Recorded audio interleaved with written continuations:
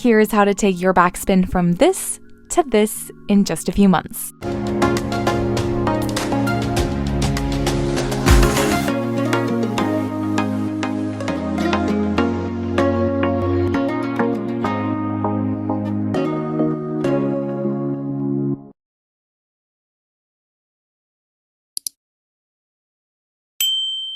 Hello and welcome back to my channel. In today's video, I'm going to talk about 5 tips and tricks that are going to help you take your backspin from this all the way to this in just a few months. And at the end, I will also be sharing some helpful off-ice tips and tricks that you can use in combination with this to strengthen your backspin. I know backspins are not every skater's favorite, especially when you are first starting out. I know that a lot of beginners will avoid the backspin because it's uncomfortable, it's unnatural, but once you reach a certain level in skating, that backspin is going to be super essential, so why not start early? And that is what today's video is all about. I am here to help you get comfortable with doing a backspin and incorporating it in your everyday skating routine. The first tip I have is one that I'm sure every single skater watching this video has heard before, and that is to practice your backspin every day or every session. Trust me, I completely understand how sick of that you are hearing. However, as someone that did start working on it every day and now incorporates it into her beginning on ice warm-up routine,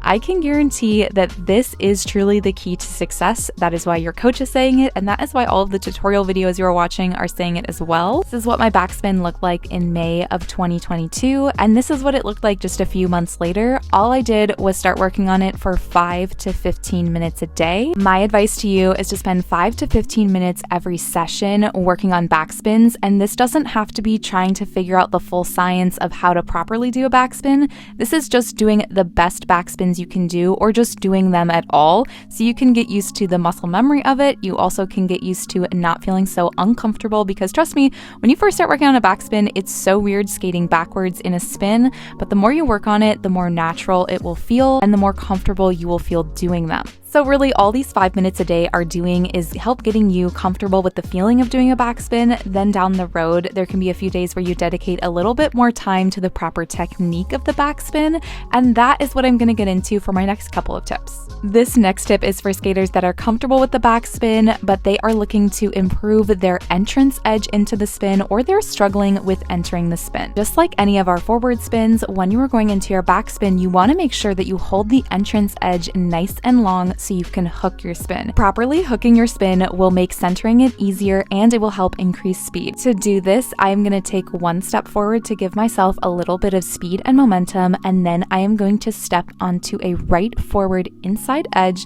As I am doing this turn, it is going to get tighter and help me flip onto my rocker, which is where you want to be spinning for your backspin. A very common mistake a lot of beginner skaters make is not holding this entrance edge long enough or not curving it enough. If you take this edge straight rather than holding this edge for a long time, you are going to have a hard time getting onto your rocker, and you will most likely be spinning between your inside and outside edge, which is incorrect. This is the same thing if you are doing your backspin from a standstill pivot entrance. You want to make sure that when you are pivoting, you do a full half circle push before you go into your backspin. This is going to help you center everything and make sure you are on the correct edge before spinning. Another thing to keep in mind when you are holding this edge as you are entering into the spin is to make sure that your free leg is out extended directly in front of you. Sometimes if you have it too far out to the side, this is going to pull your shoulders open, which is going to make it really hard to center the spin or just gain control of the spin in general. So remember that when you are doing this long entrance edge, you are going to keep your free leg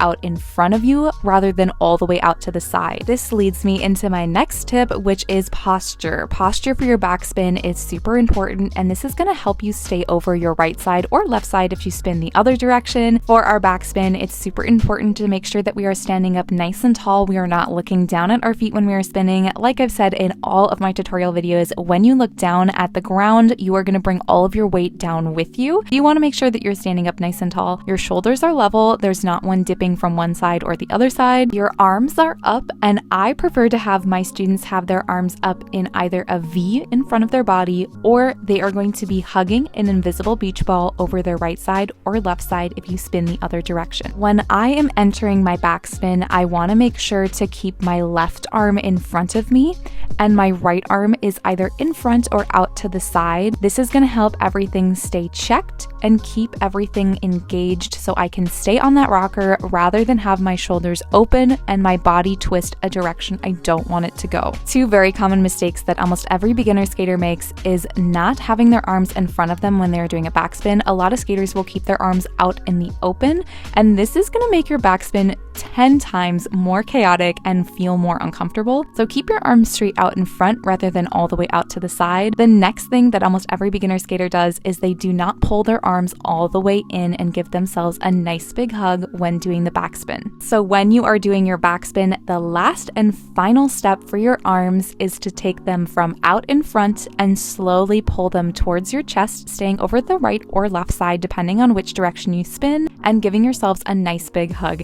As you can see here in this video, I'm not pulling my arms in at all. I think I am, but I'm definitely not. Versus in this clip, I've pulled my arms all the way in. You can notice the difference in speed, and pulling your arms in is also what helps you gain speed in this spin. My next tip is something that a lot of skaters overlook or just don't think about when it comes to backspins, and that is engaging your core. This makes a huge difference. So no matter if you're a very beginner, an intermediate skater, or an advanced skater, this is something you might want to try and see if it helps improve your backspin. And when I say engage your core, all I am talking about is squeezing your stomach muscles or mimicking the feeling that you get when you are doing a plank or a sit-up. This truly makes a huge difference because it keeps everything tight and it helps with your body's alignment to stay over that rocker rather than spinning out of control. My last tip for today's video is one that also gets overlooked quite often for beginner skaters and is something you really don't think about until you're starting to work on the very detailed mechanics of this spin, and that is keeping your free leg hip